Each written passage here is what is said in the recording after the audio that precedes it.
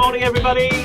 Welcome to this morning's Saturday Open Door Show. Pleased to have you here, as I'm sure you're pleased to have us with you on this lovely Saturday morning as a start to your weekend. What better start to the weekend than spending it with us, eh? I mean, you can't think of anything better to do, although probably millions of other people have. But anyway, you're with us, so welcome to the Open Door Show. My name's Richie Clapson, and I'm here with the other half of Property CEO, Mr. Ian Child.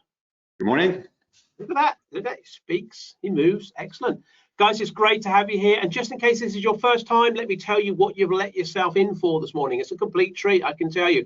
45 minutes of non-stop positivity. We'll have you away just after 11:15, so you can go and enjoy the rest of your weekend. And it's all around the theme of property and business development. Isn't that right, Mr. Child? Certainly is. Richie and I run a company called propertyCEO, and our job is basically training people how to become successful property developers. Many people like the idea of developing property, but they kind of often think it's going to be risky, going to be a bit complex. Our job is to give them the support and the training that they need to do it as safely and as successfully as possible. We also think that right now there's an amazing opportunity lying around the corner, which is going to create a lot of opportunity, a lot of wealth for property developers. So we wanted to help people find out what that opportunity might be, and also to see if development might be a good fit for them. And that's right. You know, I mean, at the moment there is a global pandemic. Whether we're getting to the back of that, who knows? But if that wasn't bad enough, we've got a recession. It's great, isn't it? Got it all coming on. But look on the positive side. This is positivity. These four walls are going to be, your virtual four walls are going to be positive zones for you for this next 45 minutes, because recessions, they create opportunities, but only for those that seek them out at the start, rather than wait for everything to settle down and watch the crowd. So you're going to get some advice, you're going to get some predictions, you're going to get a guest. Who wants a guest? Oh, yeah, we like great a guest, don't we? But above all, you can have a bit of fun doing that. So please, we're happy to take questions. Put them in the chat box as you go through. If we have no questions, we have no show. So please put questions in for our guest today. I'm going to introduce him in a minute. He's going to be on board very shortly. But first of all, just a quick shout out. Thank you guys for coming on. And apologies, we had a little bit of a technical glitch yesterday. The link was sending you off to a video. It's just our way of forcing you to watch more of us rather than actually register for the show. But guys, apologies for that. Hopefully you got over that. I see Andy says, morning, didn't think I was going to make it today, but you and Carolyn, so Carolyn runs our help desk and support team, you got me over the technical glitch. Andy, I'm pleased we have done that for you. And yeah, good morning. So Yoko's on, Simon's on, Jim's on, Patricia's on, Michael's on, Simon's on, Gavin's on, Andy's on, Trisha's on, Paul's on, Pradeep's on, Richard's on. I could keep going. Hitton's on. Good morning. And we have Bob Barnes on. Bob, we don't really normally read out surnames, but Bob Barnes is not actually Bob Barnes. He's here on a false name today. He's one of our students, and he's now been nicknamed as Barn Mad Bob. And that's because, or is it Bob Mad Barn? I can't remember which way around it is. That's because he's looking at agricultural barns for conversion. Anyway, obviously that's a secret. We don't want too many people knowing that, because Bob wants it all to himself. So he's signed on as Bob Barnes. Peculiar what people do, but that's what the family here do. You're all part of our family of CEOs here, so welcome. And we got a few things in the chat box. I have to practice my Italian this morning because Michael's put it in there. Bon Giorno, Geronimo, I don't know what that says. It's Italian. Ian, any good at that? Geronimo, it must be. No, but I have to say though, every Saturday we get an extra dose of Rich's Italian. It's coming on leaps and bounds, I think, compared to the first day. I think, yeah, somebody might be in danger of understanding you sometime soon. But Mike keeps putting it in. So you want to make it a bit more complicated, Michael? Let's try and expand his vocabulary. I think once I get the flights open, I'll be over there, and I better, you know, I'm bilingual almost. Ranjit's on from Property Investor News. We don't like to mention Property Investor News because this is not a show for advertising. But he's on, and he runs Property Investor News. He's sort of out there looking after all that show, but we don't like to talk about it. But if you are interested, actually, it's not a bad magazine. So Property Investor News is good. It's a pretty serious magazine. Trish says, good morning, Ian and Richie, exclamation mark, exclamation mark. I'm not sure what the exclamation marks are for, Trish, but good morning to you. Pardeep says, good morning. Richard says, good morning. Good morning, chaps. Hi, guys. Edward. Hi, Edward. And Yoko's put lots of little faces, and I think they're smiling faces, although I struggle to see them here on my side screen. And morning, chaps, looking suave and sophisticated today, says Dom and Alison. Wow. As always, we do our best. We do our best. And David says, top of the morning, chaps. I like that. Anyway, guys, give us a wave. Can you hear and see us, please? Give us a quick hands up if you can hear and see us. Yes, you can. Excellent. Thank you very much. Debs and Rich has just signed on. She says, good morning. Sorry for late start. Bacon took a while to cook this morning. Yeah, you blooming well should be. We've been waiting for you. Everyone stood here waiting for you, Debs and Richard. Anyway, who'd like to see our guest? We've got a great guest on today. You guys asked us to bring a contractor on. And you asked us to bring a top quality contractor on, someone with experience and knowledge of the industry, someone who can answer your questions about their views on the current climate or where contracting prices might go, or their thoughts in terms of the difficulties that us developers have going forward in engaging with contractors if we're fairly new. So an experienced quality contractor. We searched high, we searched low, we struggled. But then I said to Ian, what about Mark? What about Mark Legg from CDM Contractors? And Ian said, I don't know. But anyway, we couldn't get anyone else. So we got Mark on. So a great introduction. Let's just see if he's actually available now after that introduction. I suspect possibly not. Mark, can you hear us? I can hear you, mate, yeah. Can you turn your camera on for me, my friend? Look at that, there he is. I knew with that build-up it was only going one way. Guys, give me a hands up, give me a wave if you can see and hear Mark. Yes, fantastic. You can. Actually, joking aside, he's got to be good because I have used Mark a few times on some work. So yeah, I got a lot of respect for Mark. I mean, and he's a good-looking fella as well. So what's not to like on a Saturday morning? Karen says our Saturday morning treat. Maybe that's you, Mark, or possibly myself and Ian. Karen, you'll need to clarify that so we don't get cross wires.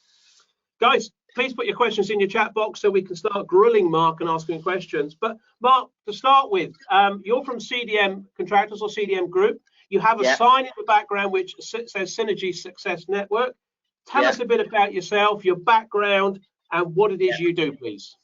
Okay, so my background is I was a tradesman, so I've worked in the construction industry since I was 14, and then got a trade behind me. I was actually a painter and decorator. Started my own business when I was 18.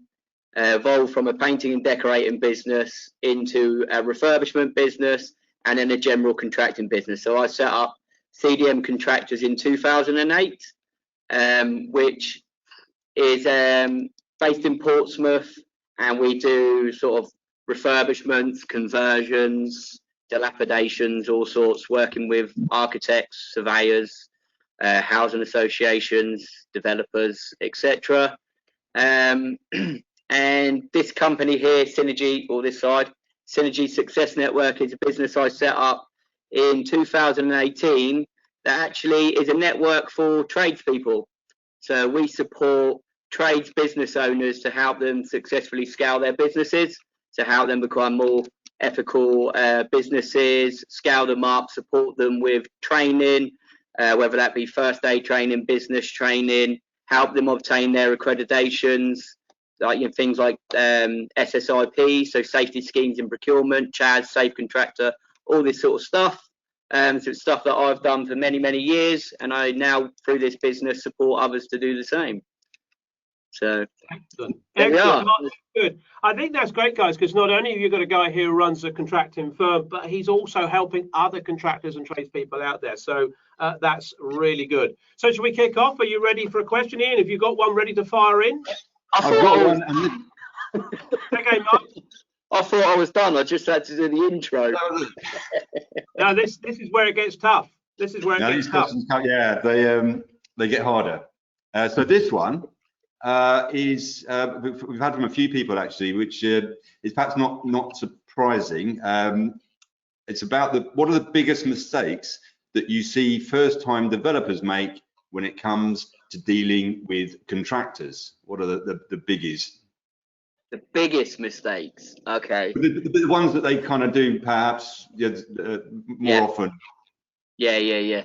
So the ones they do probably more often is call a contractor up, asking them for prices over the phone, just giving them a typical building or something, what they feel is typical. So I'm getting an office block and converting it into 5 flats or something like that, and asking them for a rule of thumb.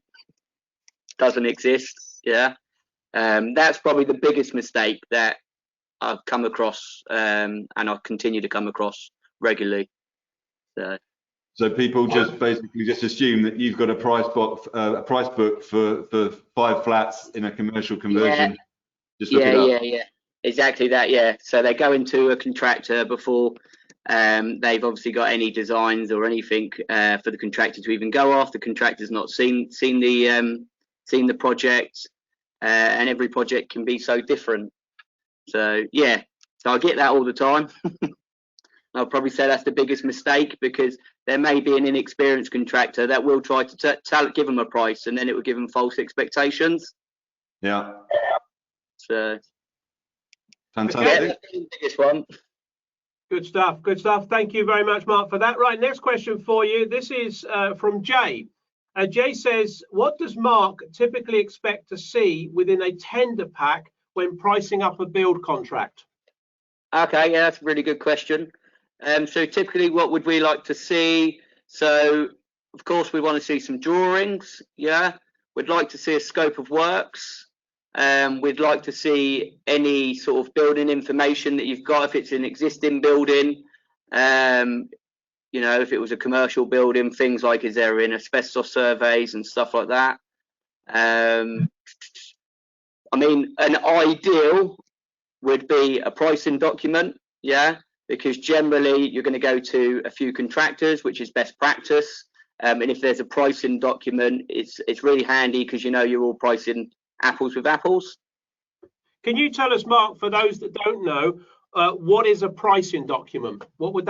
Describe that for us, if you could. Yeah, okay. So a pricing document, really. So if I say I take your scope of works, yeah. So let's say we were taking an office block and converting into 5 flats, which I just said.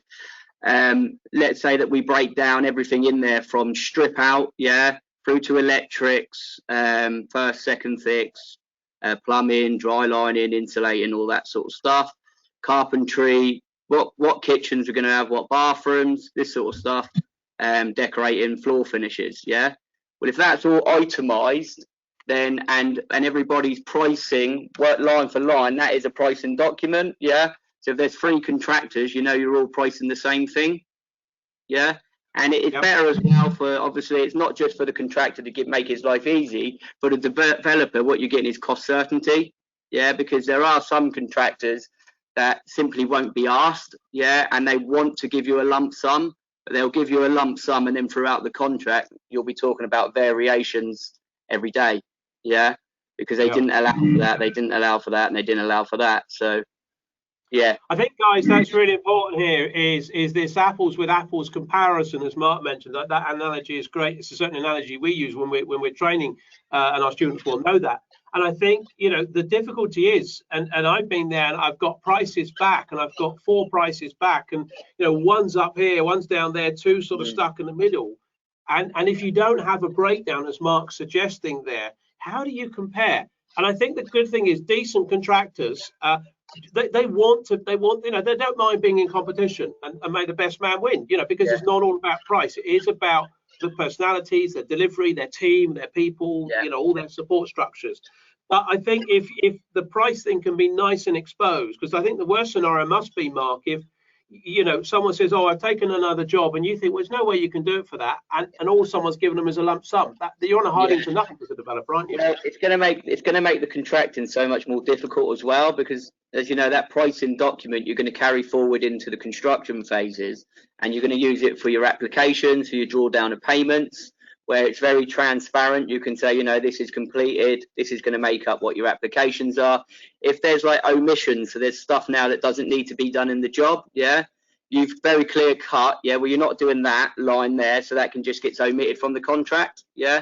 If someone's just give you these lump sums, i.e. 50 grand a flat, or, you know, sometimes they just bolt bits together, then how you're going to have a big job trying to clarify that when you're, you know, things are omitted and stuff like that. How are you going to, how's it going to be clear cut how much money you're omitted? And as well, if there's additional works, you know, you're asking for extra works because the the building only needed, say, so much plastering at tender stage, but then there is a variation because it now needs a load more for whatever reason. It's uncovered thing throughout the job. Because you've had an itemised cost, you can then just pro-rata the tender figures. Yeah. So i.e. you can see how much they're charging you per square metre for the plastering. So if there's another 10 square metres of plastering, it can be pro-rated to that contract sum. Mark, there's a follow-on question here from David, and you partly answered it, but let's expand on it a little bit, because I think this would be useful for David and for others. David says, what are the typical additional costs that crop up after starting a job that has been broken down in the pricing document? So I think what David's thinking here is you've got a pricing document, it's all it's all broken down. What typically what comes in as extras? What do you see that often is extras on the job? Okay, often what we see is obviously the things like that wasn't uncovered at tender stage. It's quite common actually to hit asbestos, even though when you might have had an asbestos survey done, but it might not have been intrusive. And as you start stripping out the building, you may uncover more of that. When you're uncovering asbestos, obviously there's all the making good as well. So that's quite a typical one, really. So yeah, that probably is the most common. What I guess the other one is, and maybe you're too polite to say, but developers changing their mind. Oh yeah, of course, yeah. And guys, you know, this is a really important thing, and it's about getting a really good quality pack of tender information together. Mark was talking about that earlier, and having that detail, and not changing your mind, because if you chop and change your mind, Mark, how does that affect you when we as developers? It's going to cost us more, but how does that affect you trying to streamline your project? Yeah, it has a big knock-on effect on the program. Obviously, there's a program of works in place, and you've taken into account the whole sort of sequence that you need to work in. That's been filtered down to the individual trades, and then let's say like that. Because also, what happens quite often with developers, I think when you see something on a drawing, I don't know if they truly do visualize it until they actually walk in the building, it's stripped out, and then they come in and it all feels a bit real. Oh, actually, can we have that over there? Can we have that over there? And they see it, obviously the building's exposed, you're in here, we can't really see it's a big issue. Yeah, it's stripped out, you haven't started building, so it's not a big issue, but there was obviously a lot of forward planning. Now it's got to be filtered down the line. So if we're talking about changing positions of walls and stuff like that, we've then got to communicate that down the line. Yeah, so of course it's going to hold up the dry liners who will timber whatever way you're doing it, whether it's the carpenters if you're building in timber stud, or the dry liners if you're building in more modern metal stud, etc. So then you have to communicate to them, that there's now changes, and then you'd have to go back to the architect as well to do these design changes, and then that's then got a knock-on effect for the electrician, because he's got a first fix within this stud work. Generally may have a knock-on effect to the plumber, because he's got a first fix. See what I mean? So yes, it's frustrating, it happens, but again, all of this does have implications. I guess David, I was just asking a question, and he's kicking right off now, isn't he? Ian, have you got another question for us? I did. Yeah, we had one in from Kirsten, who asked, how can you find out whether a contractor is any good? So what questions should you be asking when you're appointing? Good thing. Good question. So first of all, you want to look the contractor up, look how long they've been trading, which is quite easy to do. You can go online and do a company's house, or if you've got, it's good as well if you've got any sort of like credit check-in software and stuff. There's things like Credit Focus and Credit Safe. That's quite good because you can do a bit more due diligence on the contractor. You can look at more like their financials and stuff, so you get an understanding of the size of the business. If they've been trading for a few years, they're financially stable, etc. Normally means that they've been doing things right. Yeah, so they're more sustainable business. Ask to speak to other clients that they've worked for, look at what accreditations they may have, what memberships they may have. I say behind the scenes, so like things like our business is a member of ISO, so ISO come in every year and audit all of our quality management systems, our health and safety systems too. So that's a good one, because then you can see like how well they control the back office of the business, if you like. And then there's things like construction line, if they're a member of construction line, which is a bit of a pre-qualification membership, if you like. So when you become a member of construction line, they sort of will audit lots of different things that your business does, yeah, to be able to give you that sort of stamp of approval. There's if you're looking at things like their health and safety, look at what accreditation. So there's, I mentioned earlier, SIPs, which means safety schemes in procurement. So they may be members of CHAS, Safe Contractor, etc. And also look at their memberships. So as I mentioned, what we do with Synergy, we help tradespeople get their SSIPs. So if you're going to a contractor to do a development for you and you're expecting to be a main contractor, but he's got CHAS that says he's an electrical contractor, yeah, get to where I'm going. And of course, look at some recent projects. And one of the other things I always say as well is look at who else they're working for, and look at maybe, like, if you look at the size of the project that you want to issue them and what the size of their turnover and stuff like that is. So I always say, like, try not to give one contractor more than, say, 25% of what his turnover is, if that makes sense. Yeah. So if you're going to give him £1 million worth of business in 12 months, you really want to know that he's generally handled about 4 million quid's worth of work, if that makes sense. Yeah. No, absolutely. Brilliant. Yeah. Fantastic answer. Thanks, Mark. I think it's, well, a big thing I think for me is go meet them and get on with them. You know, do you get on? I've done some work with Mark, and you know, we actually have a laugh. We enjoy each other's company, and you know, when the proverbial hits the fan, and it will at some point, because you might want to change your mind or there's a problem, is you can deal with it. You know, whilst you know, I'd have my project manager, my team dealing with it, and Mark would have his construction team dealing with it. If necessary, Mark and I would pick the call up and sort something out. We did that on a project where we had a final account, a little bit of differences on the final account, and Mark's team and my team were sort of arguing about it, and it was a few grand. And I think I picked the phone up to Mark, and within about 5 minutes we solved it. Then we were having a chin wag of what was going on in life. So yeah, I think I carried on eating my kebab at that point.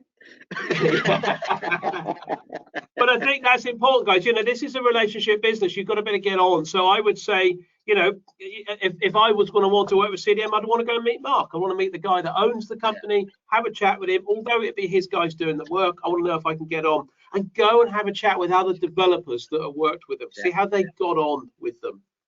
Excellent. Got a question in from Derek. This is a slightly left field one.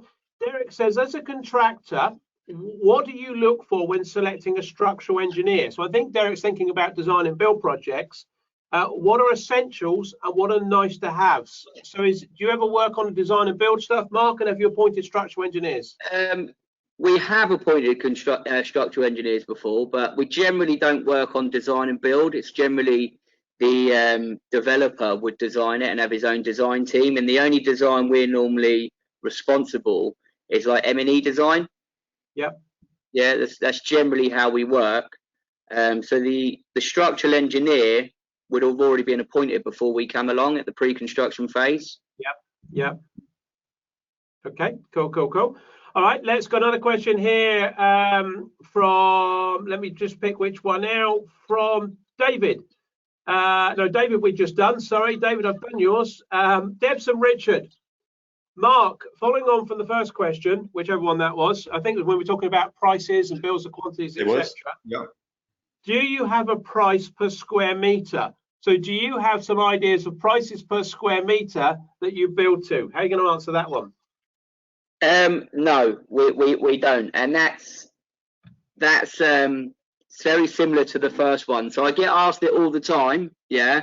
And I've tried it on many occasions, and it does set up false expectations. Yeah, we would far rather visit the site if it's a site, or if it's going to be a new build, then we need all of the drawings, etc. Because there's just so many variables where a square meter really very rarely ever seems to work. So when it comes, yeah, and I pretty much knew Mark was going to answer that question in that way. And interestingly, yeah, we as developers, we have to work on pounds per square meter. But I think the interesting thing is, you know, as Mark said, he'd rather come out, and I think a lot of contractors will rather put some effort in, and actually, rather than just give you a comment off the phone, you'd much rather, Mark, wouldn't you, actually go out and engage with someone? I see some guy put an analogy on. He works with developers. He's a construction guy, yeah, and he puts lots of content out online. And I see him put something about a shopping trolley, and it was a really good analogy actually. And he was just talking about how he can go into Tesco's, fill his shopping trolley up with 50 quid, yeah, and that same size shopping trolley his missus can go in and spend 250 quid. Do you know what I mean? And he's a construction guy working with developers all the time, and I just thought it is a really, really good analogy.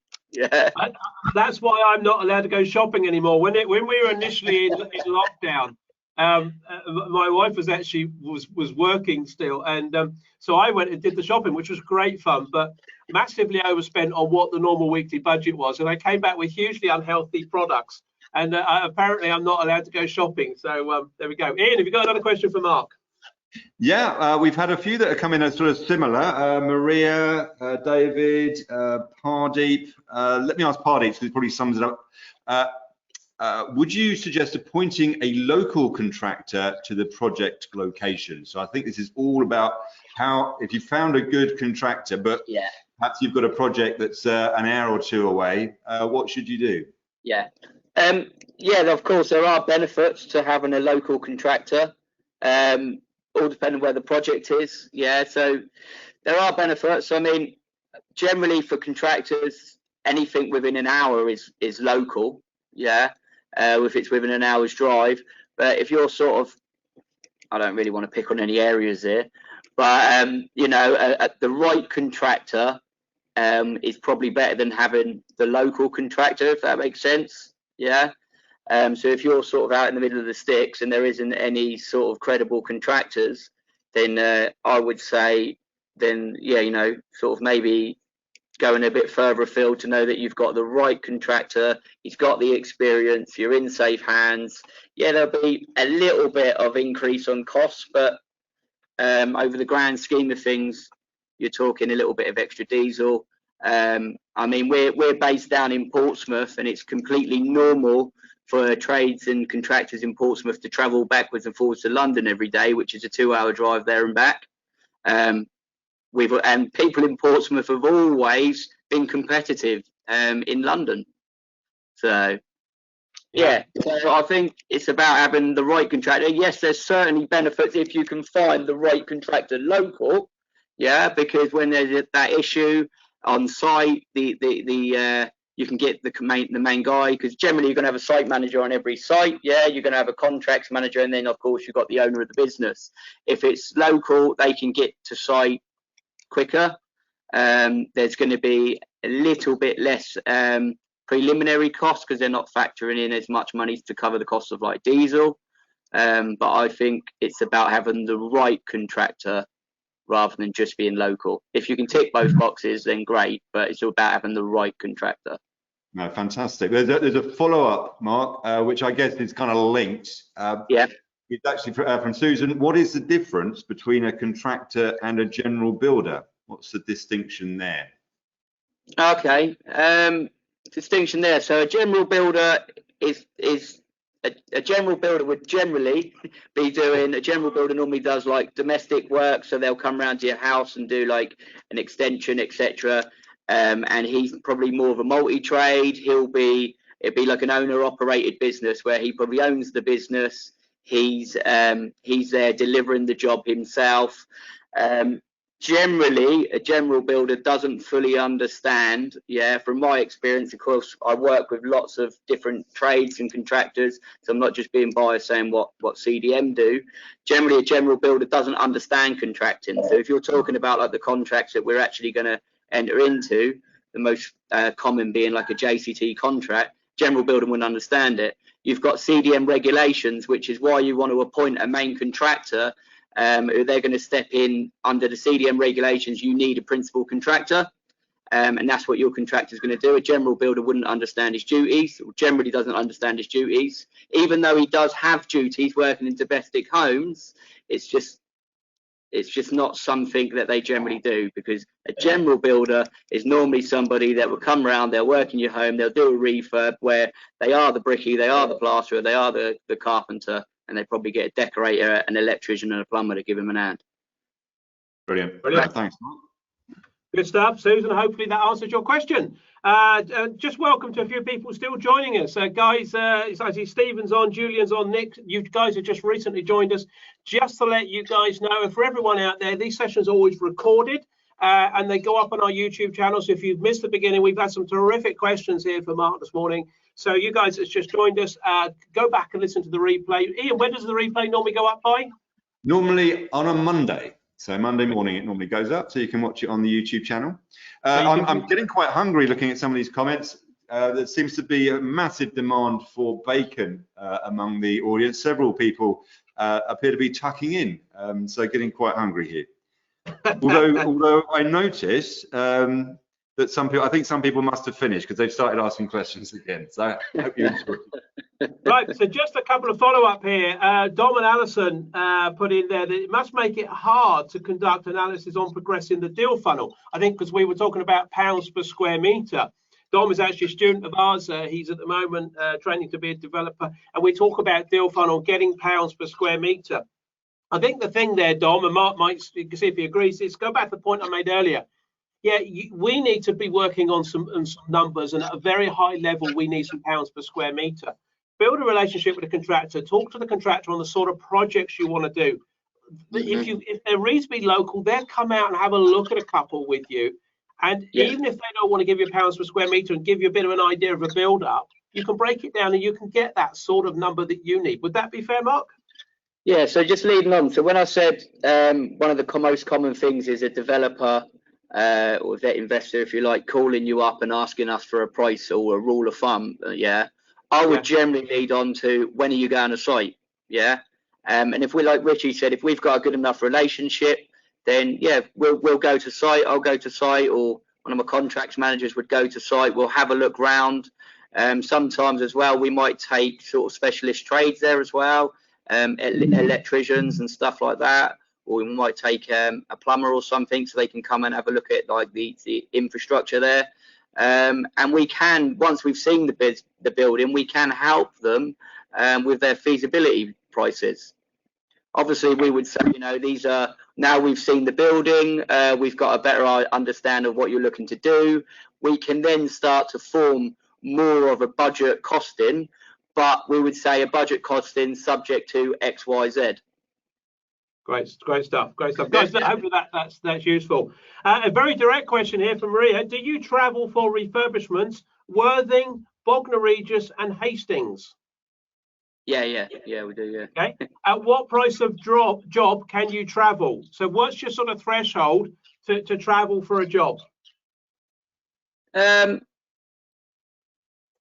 Well, to be completely honest, we do anything, Richie, because our business does things like right from passive fire protection. So we're actually a specialist in fire protection. So we're accredited by FireAF to do that.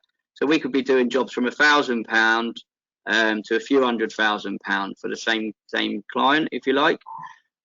So we do lots around Brighton area actually for a housing association.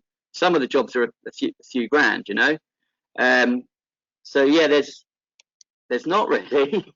Okay. Yeah. So Maria, on that basis, you need to get in touch with Mark if you've got something. Trish has just asked a question, and Mark, this is for you to do a blatant plug again. She said, "What range of services does Mark's company offer?" Can you sum that up for us? Okay. So as I was saying there, so passive fire protection is something we do. We've been accredited now for a couple of years. So things like compartmentation, fire doors, all this sort of stuff that you need now to make sure your building's compliant and be issued with a certificate of conformity. So that's one department of our business. We've also got a subsidiary within the group that's just a decorating business. Yeah, it's actually a trade business. And then we do things like extensions, conversions, like loft conversions, HMO conversions, commercial to resi conversions. We tend to do a lot of dilapidation works as well for building surveyors and commercial premises and stuff when the outgoing tenants come out. And we also do a lot of maintenance for housing associations. So, yeah. And just for you guys know, the last project I did with Mark was a conversion, and it was commercial stroke industrial conversion, 5 or so flats in it. So yeah, so it's the sort of thing these guys can easily handle. Ian, have we got another question? You've got one there to fire at Mark? I have got one in from Raj. Good morning, A-team and Mark. Good morning, Raj. Mark.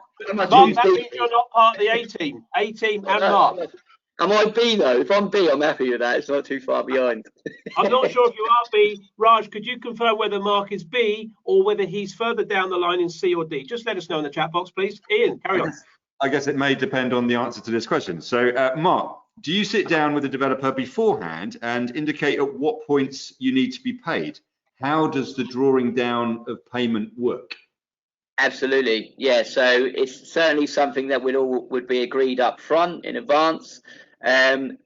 If I would give you standard, we would typically do monthly applications. Yeah, that's generally how we work. So if it was, you know, if it was a new, we always do. Let's just say that. So we always, the first thing we would do would be credit check that new developer who we're into contract with, and then once we have credit checked them, terms would then be agreed. Yeah, payment terms, etc. Yeah, based on that.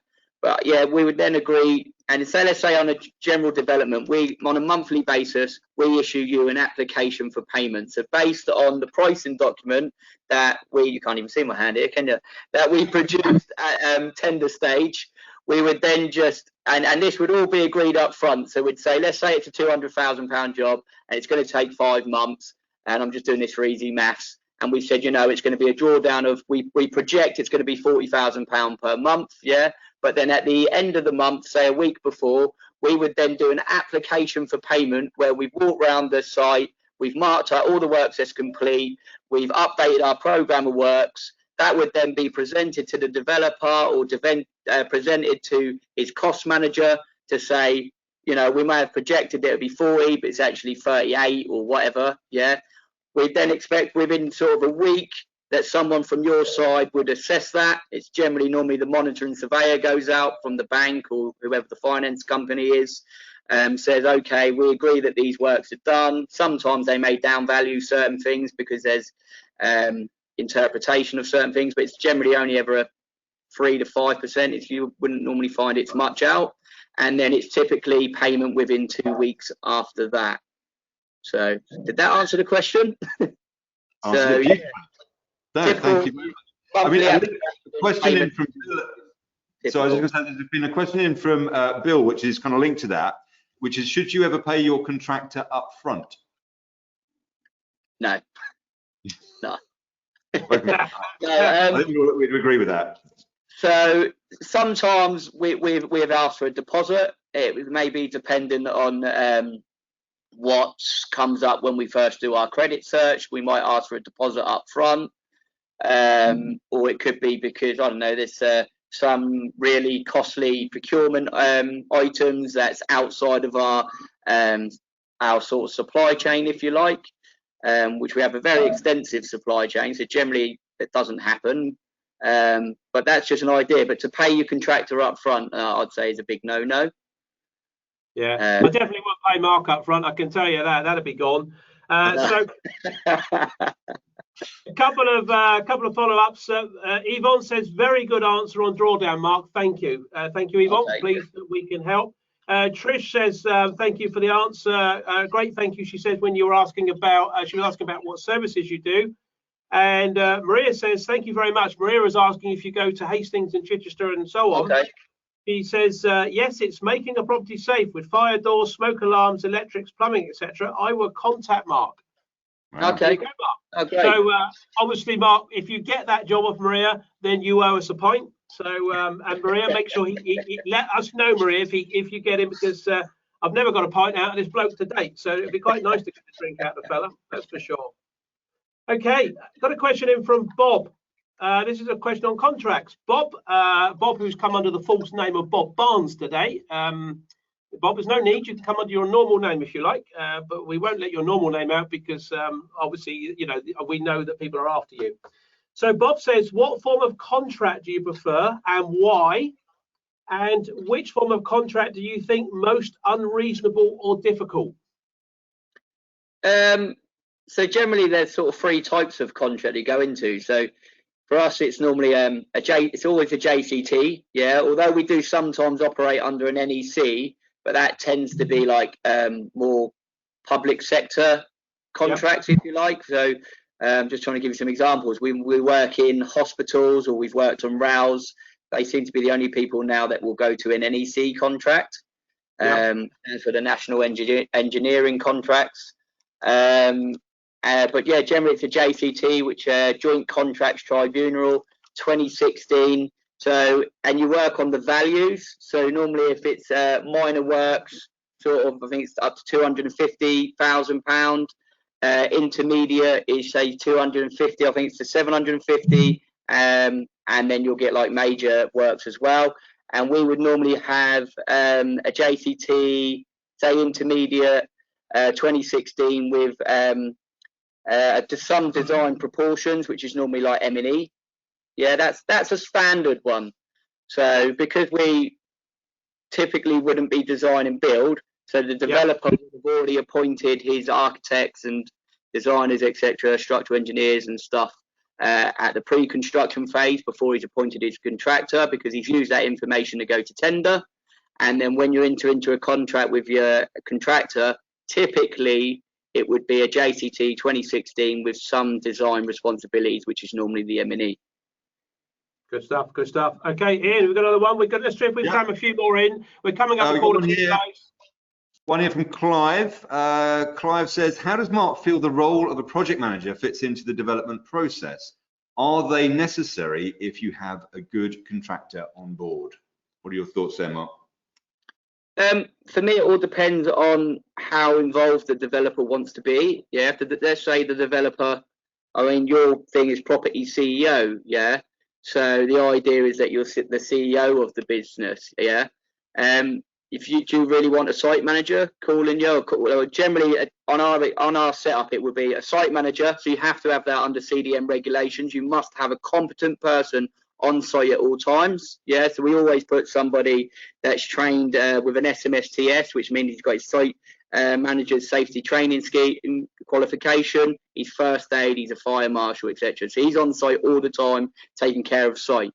We'll then have our own visiting contracts manager, project manager, if you like. He's visiting, he's dealing with all the individual contractors, dealing with the program management, etc. Anything that happens on site, you need to report to somebody. Yeah.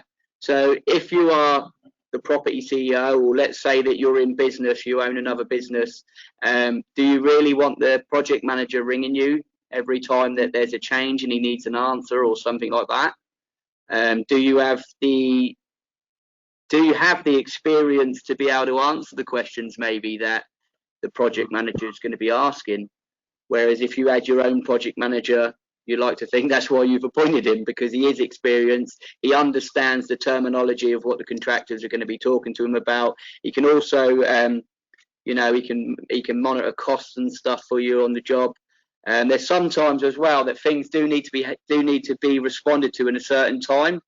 What I found in the past is when there isn't a project manager, and let's say changes and stuff like that, if you can deal with things promptly, yeah, let's say that there is a change, and we as a contractor pick up, you know, this design isn't going to work, and then we raise this query, yeah, that there needs to be a design change, and we put that to the developer, and he doesn't communicate that up the line, or sometimes we will intervene and contact the design team, but the design team will say, well, he's waiting for the developer to sign his design off. Yeah. What could then happen, because the developer is busy or whatever, can't deal with it in promptly, that could then create delays, etc. Yeah, that can then have a knock-on effect, could affect the end date, etc. So just having a project manager really that can be available on a daily basis can have a massive positive effect for the project. Brilliant. Yeah. Fantastic. No, totally agree, Mark. There's a follow on here from Julian, and I think I can answer this, just conscious of time. And Mark, just give me a yes or a no, but I think it's the same thing. Julian's saying, do you recommend developers use a quantity surveyor to build up a cost plan and review the work progression and stage payments? Absolutely, it's the same as the project manager. Yeah. Mark's talking about those valuations. We need them done by someone to go back to the bank surveyor. So Mark, would you agree with that? Yeah, absolutely. Yeah, absolutely. So, and he can assist you at the tender stage as well, can't he? Because he could prepare that pricing document, assist you at tender stage when you're doing that sort of tender verification process, comparing all your different tenders. Yeah, verifying the applications each month. Julian, I know I picked that one up very quickly, but I wanted to get that last one in. I think we pretty much ran out of time. Guys, I know there's other questions in the chat box. If you'd like us to get Mark back another day, give us a wave. If Mark is willing to come back, give us a wave. Lots of hands going up. Mark, will you come back another time and answer some more questions? Yeah, I'll come back, mate. Will you get me a point instead then? So guys, let us know if you think that was good. In fact, they're already saying that. So Deb says, thank you, Mark. Lots of great questions and answers. Clear and very informative. Thanks, grazie mille, whatever that is. Is this Italian going on? I mean, I'm going to completely mess all these up. Thanks, guys. Our Italian audience is just tuned out. Please come back, they said. Mark, thank you very much. Mark, thanks, Richie. Thanks, guys. Enjoy the rest of your Saturday morning. Guys, what a great guest again. I mean, that was good, wasn't it? I think we're surprising ourselves that we get good guests on here. The way you introduce them. Yeah, that's what you've asked for. We try and bring the guests in. Keep letting us know, emailing us or putting in the chat box what sort of guests you want on the show. We've got some great guests coming up over the coming weeks. We have architects coming on. We have structural engineers coming on. We have party wall surveyors. So let us know what else you need. You know, that's pretty much it for this show. Hopefully you have found it useful. I think the key thing is, guys, there's an interesting time out there now. You know, we're pleased to have you part of this family. We sort of, you know, you're our CEOs. You know, that's what you are. But you know, if this is a time maybe for doing stuff. You know, there's some great opportunities. We're absolutely passionate about this and really trying to help people change their lives and do stuff. Development is not easy. Okay, don't just embark on development, think it's easy. It's not. If you're prepared for massively hard work, and if you've been wanting to do this for a time, then have a serious think about it. You know, maybe you want some clarity. Maybe it's mindset that you need. Maybe you're a bit scared. Then, you know, we can help you on that. But to start with, have a look. There's a video that we've got online. It's a training webinar that you guys asked us to put together. And I know some of you are new. If you go onto our website, it's called Why Now. It talks about why now is a good time to get into development. It tells you how you can get into development. Now, just to manage expectations, we're doing a load of calls with people. When we train people, we interview everyone before we train them. But on the basis you can go onto that webinar and you can book a call. You can't at the moment. We don't have any call slots left. And we were just chatting this morning, and I know often people from the show want to go on and have a listen to that. So it's on our website. That's free. If you are interested and you want to book a call personally with me to chat about the possibility of you getting into development, then don't click on the link, because there's no slots available for the next week or so. We're absolutely inundated at the moment with people wanting to chat and maybe come on board. So this is just for you guys, okay? And if you're listening to this on recording, I'm sorry, don't use this because it won't work. If you go onto our website and you listen to that webinar and you think, do you know, I'm interested, then drop us an email through the normal link on the website that goes through to the team, but put this code in. Ever so easy to remember, OD for open door, and today's date, 13/06/20. Just put in there, had a chat with the guys, they said email them and we'll find them a slot, OD 13/06/20. Type that into the little message box and say you'd like to have a chat with me and you're on the show today, and the team will fit something in and around my diary. It might be later in the evening, it might be early in the morning, but we'll try and fit something in to help you. So that webinar's out there, guys, if you want that.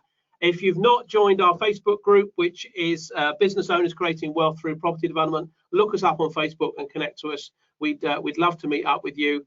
And I think that's pretty much it for today's show. It's just to add that when you do write into Richie, if you do want one of those slots booked, just also if you could just indicate whether you'd like it conducted in English or Italian. Because if it's Italian, you will not get through. Guys, hopefully you've enjoyed the show. Please let us know in the chat box as we finish up. Yeah, Yvonne says, really good session again. Great content. Yoko says, thank you so much. Great to see from the other side. Yeah, we love that. Simon says, thumbs up. Another good one, guys. Richard says, thank you, Ian. Thank you, Richie. Have a nice weekend. Karen says, brilliant. That's terrific. Guys, we love you. Fantastic, says Raj.